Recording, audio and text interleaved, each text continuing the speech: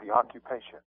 In lower Manhattan's Zuccotti Park, the cast of thousands swell in rebellion against the betrayals by the banks, Wall Street's relentless greed, the plague of joblessness, and the craven servility of the political class, both Republicans and Democrats, to their moneyed masters.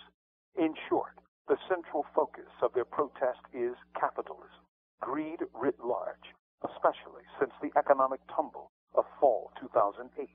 Begun mostly by unemployed youth, it has drawn the presence and support of public workers, urban youth, students, teachers, and a considerable number of gray hairs. That's because social discontent is so widespread that it is spreading like wildfire. Wall Street, and then days later, Boston, Baltimore, Philadelphia, San Francisco, and beyond. Demonstrations springing up like mushrooms after a storm, in protest to the crony capitalism brought to us by the professional sellouts called politicians. And speaking of, like vampires at a blood bank, politicians are descending on Wall Street to try to suck the life out of a movement that could threaten their monopoly on power. For politicians' only interest in this protest is to exploit it, to weaken it, while they continue to serve the very bosses the protesters oppose. You can count the number of politicians who truly oppose Wall Street on one hand and still have a few fingers left. Perhaps America's greatest white revolutionary, abolitionist John Brown, had little regard for politicians.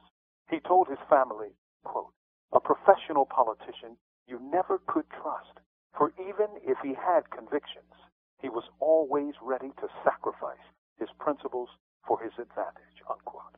Think about that. Now think about every politician you know. This is people's power, sparked in part by the mass protests in Cairo and Wisconsin.